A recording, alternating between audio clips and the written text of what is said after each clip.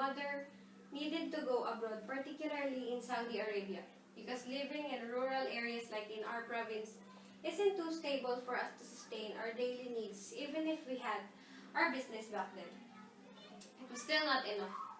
In my father's case, he was here in the Philippines, working to also support us who were left alone at home in such our young age. My eldest brother was 15, and our youngest was only 8 years old. Poor kid to have experienced such misfortunes. Nonetheless, we have survived by only ourselves looking at each other. So as time passes, as we grow older, our expenses obviously demand increase. I was about to enter high school with my eldest brother in his senior year. Graduation fast approaching. Fees, fees, fees, and fees. That's why my father also decided to go abroad. What a happy life. In other words, walang forever. Darating at darating sa buhay natin ay iwan tayo ng mga mahal natin. Kidding aside, we knew everything they did and are still doing until now are for our sake. However, I can't feel anxious every time they will call and say something happened near the location where they were. Nothing was in my mind but them every time. Are they okay? Will something happen again? I hope they're alright. When will this end? It was a never-ending paranoia. Like if I can fly to them with just a snap of my finger, I would. Now, we were a little mature, I can say. It is already 2017. We just elected our president to his seat. The value of dollar increasing steadily, and Obama have finished his term. Many things have changed except our parents, still working overseas, but in different countries this time. And the same dilemma for me. I still fear that anytime something will happen to them. No one can blame me. There's nothing I can do but to wait in vain. Terrorist attacks have been rampant these past few months. Like for example in Turkey, which happens to be my mom's working destination the past 4 years and up to this day. There were series of bombings and mass shootings in different parts of Istanbul in less than a month. The terrorists responsible for these attacks do not pick dates. Even during the New Year's Eve, the ISIS group have caused 39 casualties in the mass shooting in a nightclub, and not a week later, an explosion in a court occurred, and it was the latest deadly attacks in the series of terror in Turkey. This last December 19, the Russian ambassador to Turkey, Andrei Karlov, was delivering his remarks in an exhibit in Ankara, Turkey, when suddenly he got fatally shot and died. Ambassador Andrei Karlov's shooting was captured in real-time photos and video that quickly spread through the internet worldwide.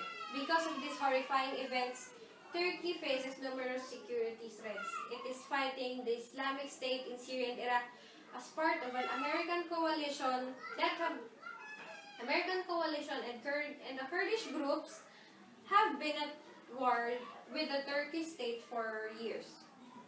This happened not only in Turkey but in other parts of the world.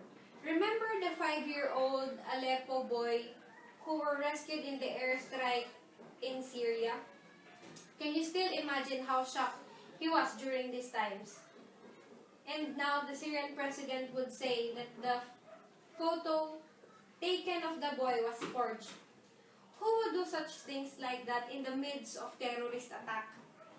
In Orlando, just this June last year, where 49 people were gunned down, an American-born man who had pledged an alliance with the ISIS again did a mass shooting in the US and was recorded to be the worst terror attack since the 9/11. Wag na tayong lumayo. We also have terrorist groups here in the Philippines like the Abu Sayyaf. The Philippine nation was in fear after the bomb exploded in the safest city in the Philippines, Davao, where our President Digong used to be a mayor. This prompted him to declare state of lawlessness in the country. What do you think is the manifestation of these terrifying attacks around the world? could be just to draw attention so they would be recognized. It is also possible that we are talking about national interest versus individual liberty, in a sense that people would rebel because they oppose one's principle and wants to implement theirs. Money perhaps. War is expensive, you know. Who knows? We must all take this seriously and address them immediately. There is no safe place anymore. We are all subjected to be a potential victim of terrorism. Even an ambassador with immunity and security became a victim. How much more to us ordinary people? So what shall we do?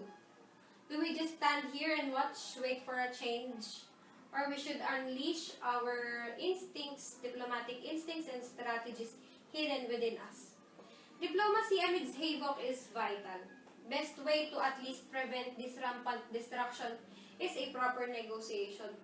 I think terrorism is inevitable. That is why we should always keep our weapon loaded. Let us be a good negotiator, efficient diplomats.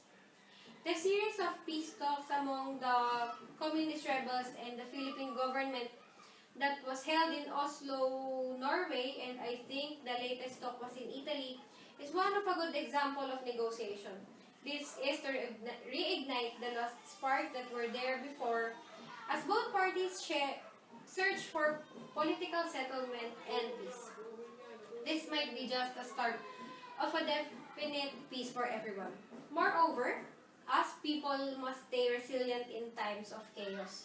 We must start to be aware with what's happening around us so we could be prepared for unexpected circumstances. We do not pray for the worst, but it is better to think for the possibilities.